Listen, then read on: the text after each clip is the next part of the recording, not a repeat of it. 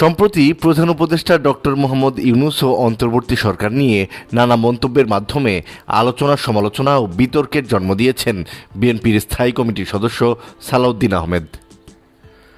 সবশেষ ডক্টর ইউনূসের পদত্যাগের গুঞ্জন নিয়ে সালাউদ্দিনের একটি মন্তব্য ভালোভাবে নেননি অনেকে, জানিয়ে সমালোচনার মুখে পড়েছেন তিনি। এরই জের ধরে সামাজিক মাধ্যম জুড়ে সালাউদ্দিন আহমেদ সম্পর্কে নানা নেতিবাচক মন্তব্য ও পোস্ট ছড়িয়ে পড়েছে। এর মধ্যে সালাউদ্দিন আহমেদ সম্পর্কে সবচেয়ে বিস্ফোরক পোস্টটি দিয়েছেন আমেরিকা প্রবাসী সাংবাদিক ইকবাল মাহমুদ।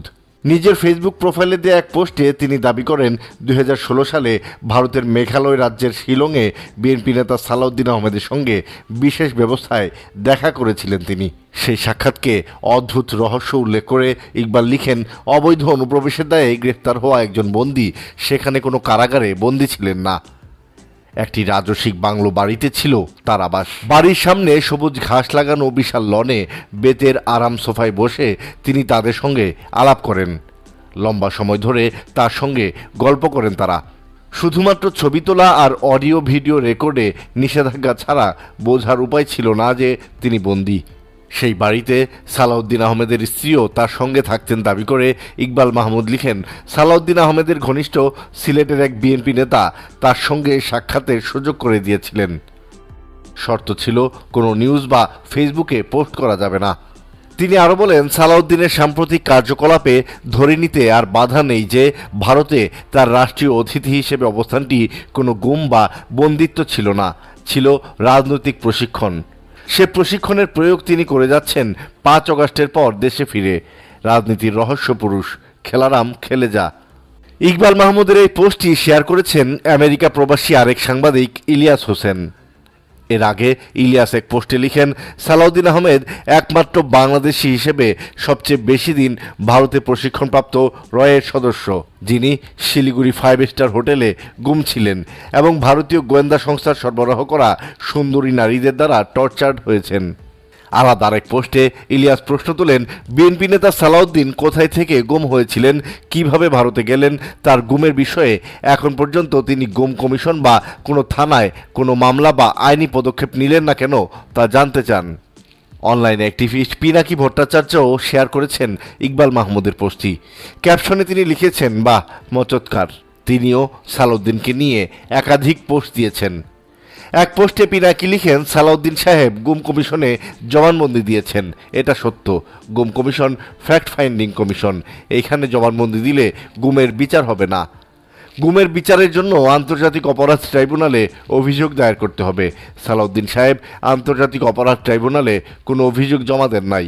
ইলিয়াস ভুল বলে নাই, সালাউদ্দিন সাহেবের গুমের বিচার হোক, উনি ট্রাইব্যুনালে অভিযোগ দায়ের করুন।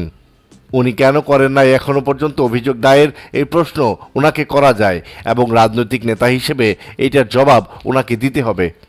এছাড়া সালাউদ্দিন আহমেদের দুটি বক্তব্য দিয়ে তৈরি করা একটি ফটো কার্ডও শেয়ার করেছেন পিনাকি, যাতে লেখা, রাষ্ট্রপতি চুপ্পুকে সরালে সাংবিধানিক সংকট তৈরি হবে, কিন্তু প্রফেসর ইউনূস সরে গেলে জাতি বিকল্প বেছে নেবে। বাণীতে পুশব্যাক সালাউদ্দিন। এছাড়া অনলাইনে ছড়িয়ে পড়া সালাউদ্দিন আহমেদের একটি ছবিকে 2018 সালের উল্লেখ করে অনেকেই দাবি করেন ছবিটি ভারতের শিলং শহরের রাজকীয় অতিথিশালা সানরাইজ গেস্ট হাউসের আঙ্গিনায় তোলা। জুবায়ের হোসেন নামে একজন লিখেন, যেখানে আওয়ামী লীগ অন্যান্য নেতাদের মেরে ফেলেছে, আয়না ঘরে রেখেছে, জেলে পাঠিয়েছে, অমানবিক নির্যাতন করেছে, সেখানে তিনি কিভাবে আওয়ামী লীগ থেকে এত আরামের জীবন পেলেন?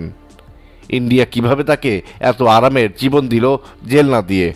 চোখের সামনে আমরা যা দেখি সবকিছু সবসময় এত সহজ হয় না। কিছু ঘটনার ভেতরে থাকে আরও জটিল সমীকরণ, যা সাধারণ মানুষের চিন্তার বাইরে। তবে নেত্র নিউজের সম্পাদক তাসনিম খলিল সালাউদ্দিন আহমেদকে নিয়ে এসব পোস্টের সমালোচনা করেছেন। তিনি লিখেন, বিএনপি নেতা সালাউদ্দিন আহমেদ র্যাবের হাতে বলপূর্বক অন্তর্ধানের শিকার হয়েছিলেন। বিএসএফের মাধ্যমে তাকে বর্ডার ক্রস করিয়ে ইন্ডিয়ান ন্যাশনাল ইনভেস্টিগেশন এজেন্সির হাতে তুলে দেওয়া হয়। বাংলাদেশ ও ইন্ডিয়ার রাষ্ট্রীয় বাহিনীর হাতে বলপূর্বক অন্তর্ধান ও এক্সট্রাঅর্ডিনারি রেন্ডিশনের একজন সার্ভাইভারকে নিয়ে যারা কুৎসিত প্রোপাগান্ডা করছে, তাদের উপর মজলুমের লানত।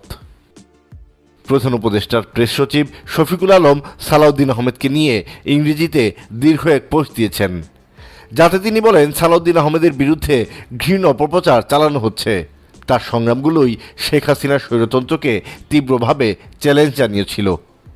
তবে সালাউদ্দিন আহমেদের বিরুদ্ধে ওঠা অভিযোগগুলোর বিষয়ে আনুষ্ঠানিক কোনো প্রতিক্রিয়া জানায়নি বিএনপি।